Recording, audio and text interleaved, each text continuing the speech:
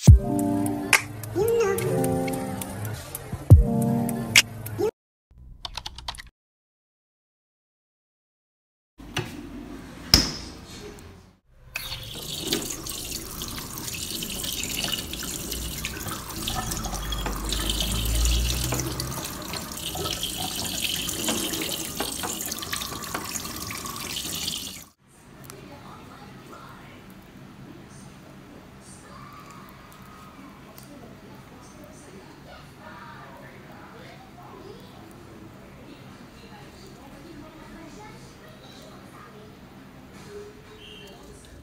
guys! So welcome to my YouTube channel, and today's vlog is tuturuan ko kayong gumawa ng sticker label. Bago ka pa lang sa aking YouTube channel, don't forget to click the subscribe button together with the notification bell para updated ka sa aking mga susunod na uploads.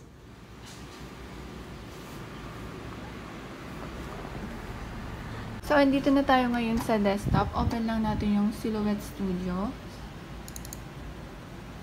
So, dito tayo nag-edit ng mga logo ni customer.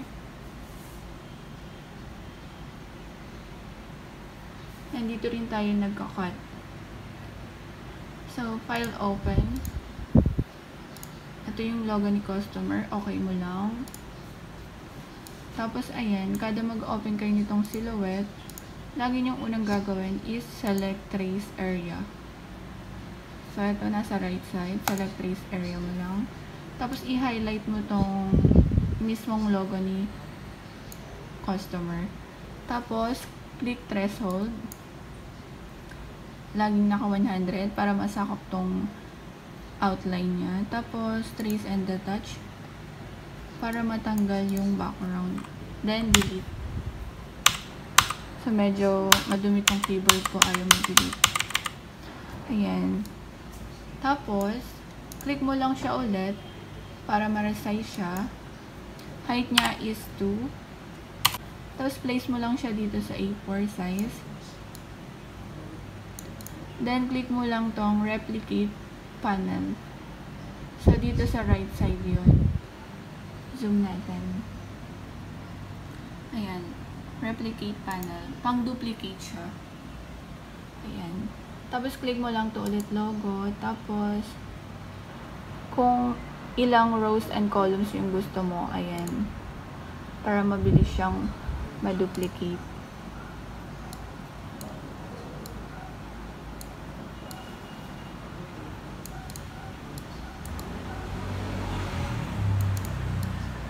So, dapat lagyan mo siya ng spacing para hindi ka mahirapang mag-cut.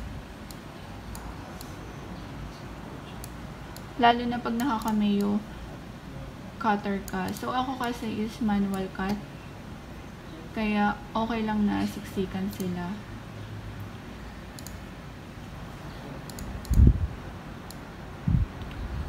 Basta make sure mo din na hindi siya lalagpas dito sa red line na to.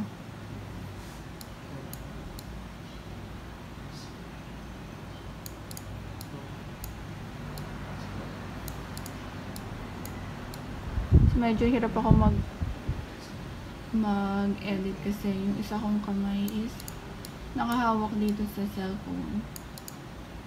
Ayan. Tapos, straight natin siya para pag manual cut mo siya sa paper cutter, maayos yung kalalabasan. Ayan. So, okay na siya.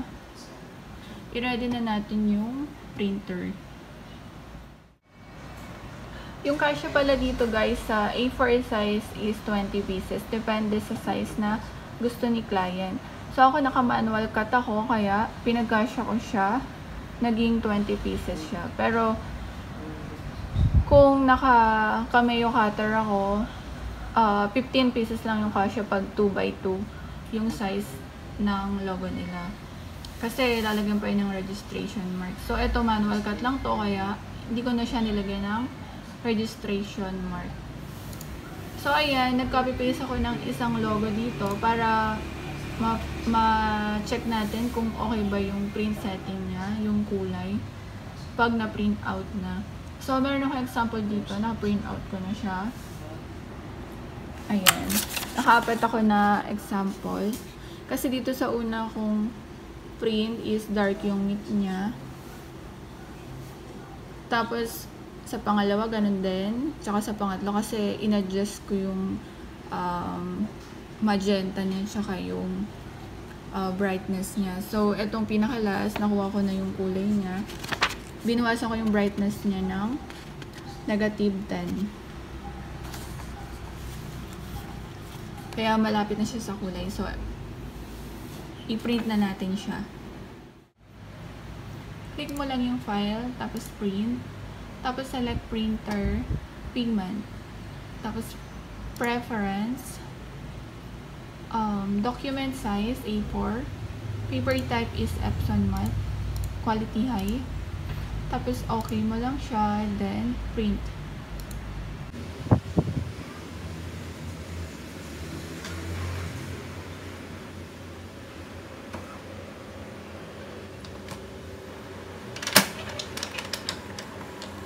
Few inches later, day 2, day 3, day 4. A few moments later. So, kung makikita nyo guys, yung logo ni client na meat is kulay red. Ayan.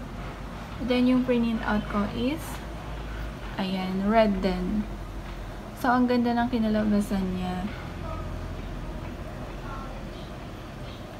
So, para po sa mga nagtatanong, kung paano daw ba baguhin yung settings ng print setting, dahil karamihan po sa kanila is pag nagpapaprint daw po si client ng logo nila, iba daw po yung piniprint out nila. Hindi daw po nila nakukuha yung color settings niya. So, sa next video ko po na i-upload, ituturo ko po sa inyo kung paano po ba yun ina-adjust. So, ito na yung print out niya guys. Yan, last na 10 page. So, ngayon, lalagyan na natin siya ng photo top.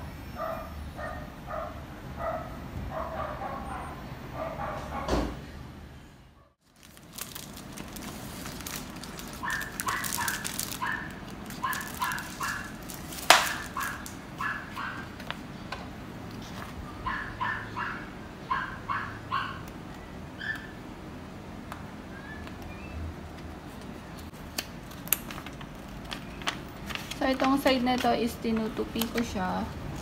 Tapos, binagupit ko siya para mabilis siya malagay dun sa sticker. Tapos, itong dulong side, dito ko nilalagay yung photo top.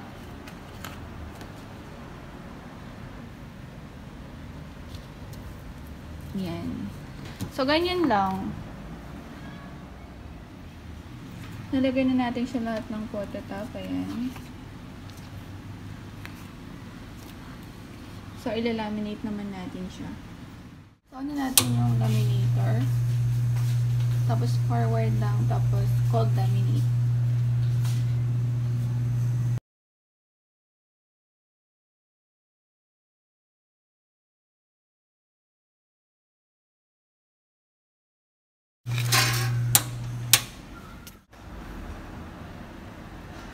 So, ayan, tapos na natin siya i-laminate. Then, ika-cut naman natin siya, manual cut, sa paper cutter.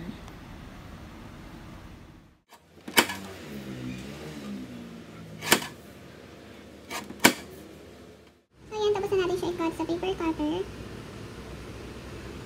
Vinyl waterproof sticker. So, napakadali lang niya gawin. Sana may natutunan kayo sa aking vlog.